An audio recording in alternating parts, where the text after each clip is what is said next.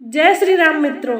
रामायण में सीता जी द्वारा जो चूड़ामणि हनुमान जी को दी गई थी वो कहाँ से आई, किसने दी?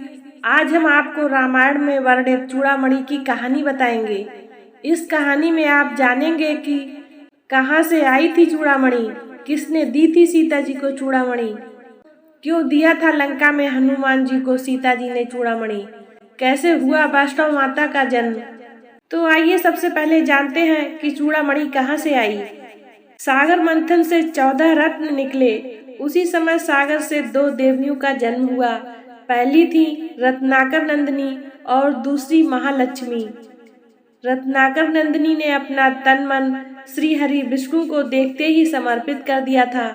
जब वो श्री हरि विष्णु से मिलने के लिए आगे बढ़ी तो सागर ने अपनी पुत्री को विश्वकर्मा द्वारा निर्मित दिव्य रत्न जड़ित चूड़ामणि प्रदान की, जो सुरपुर पूजित मणि से बनी थी। इतने में महालक्ष्मी का दुर्भाव हो गया और लक्ष्मी जी ने विष्णु जी को देखा और मन ही मन वरण कर लिया।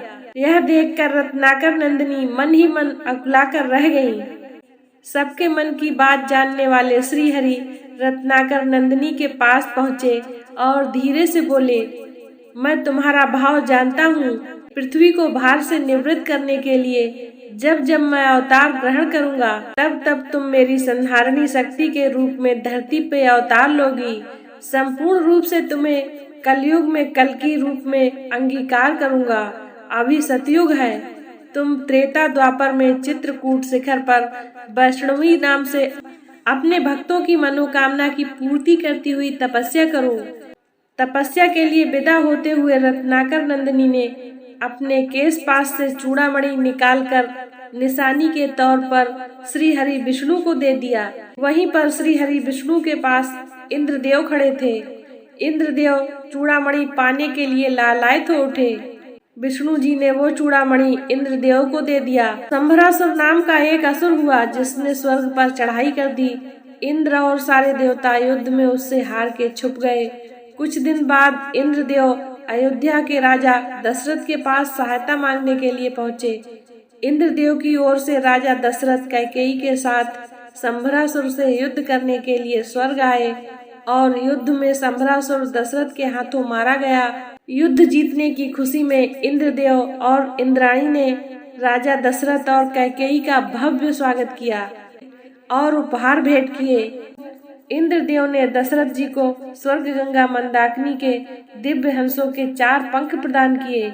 इंद्राणी ने कैकेयी को वही दिव्य चूड़ामणि भेंट की और वरदान दिया कि जिस नारी के पास केश पास चूड़ामणि रहेगी उसका सौभाग्य अक्षत अक्षय तथा अखंड रहेगा और जिस राज्य में वो नारी रहेगी उस राज्य को कोई भी शत्रु पराजित नहीं कर पाएगा।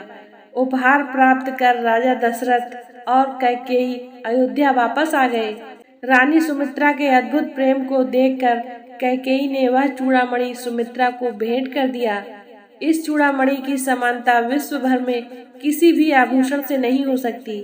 जब श्री राम जी का ब्याह सीता माता के साथ हुआ और सीता जी को ब्याह कर श्री राम जी अयोध्या धाम आए, तभी तीनों माताओं ने सारी रीति रिवाज संपन्न किए।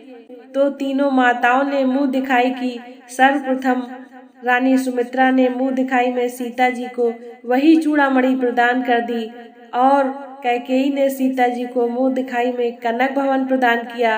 अंत में कौशल्या जी ने सीता जी को मुंह दिखाई में प्रभु श्री राम जी का हाथ सीता जी के हाथों में सौंप दिया। संसार में इतनी बड़ी मुंह दिखाई और क्या होगी। जनक जी ने सीता जी का हाथ राम को सौंपा और कौशल्या जी ने राम का हाथ सीता जी को सौंप दिया। राम की महिमा राम ही जाने।